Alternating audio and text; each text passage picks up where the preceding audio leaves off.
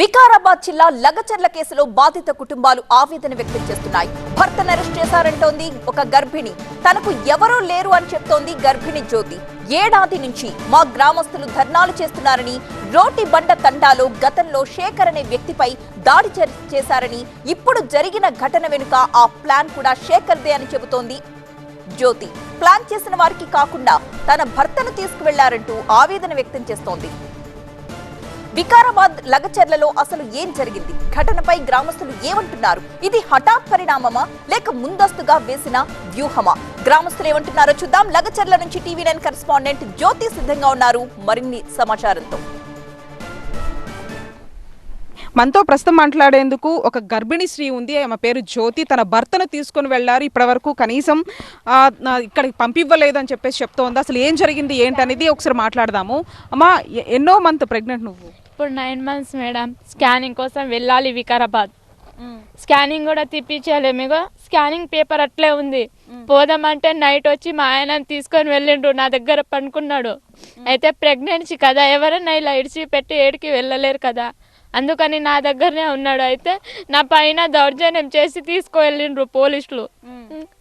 ఒక ఆడపిల్ల పైన దౌర్జన్యం పోలీసులకు. ఏమన్నారు? నేను ప్రెగ్నెన్సీ ఉన్నా, మాకు స్కానింగ్ కోసం రేపు వికారాబాద్ వెళ్ళాలి హాస్పిటల్కి.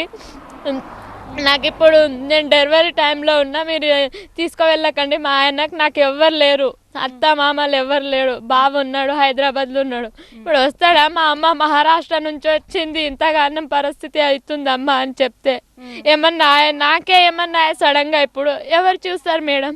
మా ఆయన లేడు. భర్త పేరు ఏందమ్మా? ప్రవీణ్.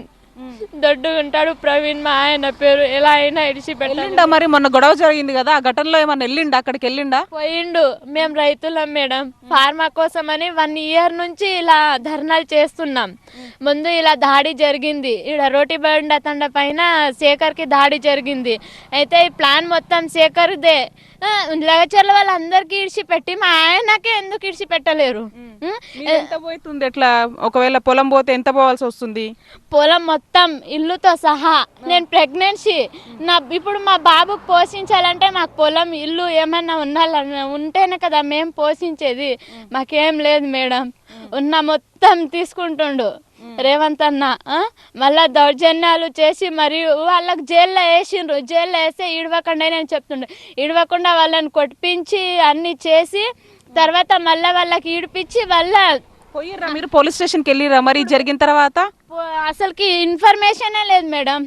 ఏ పోలీస్ స్టేషన్లో ఉన్నారు ఇన్ఫర్మేషన్? వికారాబాద్ అంటుండ్రు, దోమ అంటుండ్రు, పరిగి అంటుండ్రు, కొడంగల్. ఏడన్ని వెతకాలి? నేను గర్భిణిని. నేను ఒకదాన్నే సింగిల్ అయితే ఏడకన్నా పోవచ్చు కదా. నేను ఒక నా లోపల బాబు, నేను ఏడకని వెళ్ళాలి, ఏడని వెతకాలి. మా ఆయనకు ఇన్ఫర్మేషన్ ఏదైనా ఇస్తే నేను వెళ్ళి మా ఆయనతో మాట్లాడి వస్తా కదా. ఇడుస్తారా ఇడవరా, లేకపోతే నా బతికేంది, ఉండాలా చచ్చిపోవాలా అని నేను ఏదో ఒక అడుగుతా కదా. అసలుకి ఏ ఇన్ఫర్మేషన్ లేదు. హాస్పిటల్కి పోవాలంటే మనీ కూడా లేదు. ఫోన్ కూడా తీసుకువెళ్ళిండ్రు. మీ ఇంటికి పోలీసులు వచ్చారు, తీసుకొని వెళ్తున్నప్పుడు మీరు అన్నారు ఇట్లా నీ ప్రెగ్నెన్సీ అని చెప్పారు. అయినా కూడా వినిపించుకోలేదా? వినిపించుకోలేరు. అమ్మ నువ్వు ఏడవకు, మార్నింగ్ పంపిస్తాం మీ ఆయనకు అని చెప్పిండ్రు. 2 రోజులు ఆ మేడం తీసుకువెళ్ళి 2 రోజులు స్కానింగ్ కూడా తీపించుకోలేను, ఏం తీపించుకోలేను. హాస్పిటల్కి పోలేను, డబ్బులు కూడా లేవు, ఏం లేవు. నా పరిస్థితి ఏంది ఇప్పుడు? ఎవరికి చెప్పాలి? నేను పోలీసు వాళ్ళకి ఏం చెప్తాను? మా ఆయన విడిచిపెట్టాలని అనుకుంటున్నా మేడం. ఈ ఫార్మా వద్దు, మాకు ఏమొద్దు. మా ఆయన మస్తు కొడుతుండ్రంట. ఇలా కొట్టడం ఎందుకు? మా పైన దౌర్జాలు చేస్తుండ్రు. ఆడవాళ్ళకు కూడా తీసుకువెళ్ళాలి మరి. నాకు కూడా వచ్చి తీసుకుపోవాలి, లేకపోతే మా ఆయన కన్నా పంపించాలని అనుకుంటున్నా మేడం. చూస్తూ ఉన్నాము, ఈమె 9 నెలల గర్భవతి. ఒక స్కానింగ్కి వెళ్తుంది. ఇప్పుడు భర్త ఏమో ఒకవైపు జైలుకి తీసుకెళ్లారని చెప్పేసి ఒకవైపు ఆవేదన వ్యక్తం చేస్తుంది. ఖచ్చితంగా తన భర్త తనకు కావాలి. అంతేకాకుండా ఏవైతే ఫార్మా కట్టినప్పుడు ఇక్కడ ఉన్నటువంటి పొలాలతో పాటు, అంటే మనం చూస్తున్నటువంటి ఆ పొలాలతో పాటుగా మరొక వైపు ఇక్కడ ఉన్నటువంటి ఇల్లులు సైతం కూడా పోయే అవకాశం చాలా ఎక్కువగా ఉన్నాయి. కాబట్టి మాకు ఆ పొలాలు వద్దు, అంతేకాకుండా ఆ పొలాలకు సంబంధించినటువంటి మేము చూసుకుంటాము, ఆ ఫార్మా కంపెనీ వద్దు ఏమొద్దు, నా భర్త ఎక్కడ ఉన్నారో చెప్పండి అని చెప్పేసి కూడా ఈ ఎవరైతే జ్యోతి తను ఆవేదన వ్యక్తం చేస్తూ ఉంది. దీనికి సంబంధించి వెంటనే తన భర్తని తన వద్దకు పంపించాలంటూ కూడా తను చెప్తూ ఉంది. వీడియో జర్నలిస్ట్ హరితో కలిసి జ్యోతి టీవీ 9 వికారాబాద్ డిస్ట్రిక్ట్ నుంచి.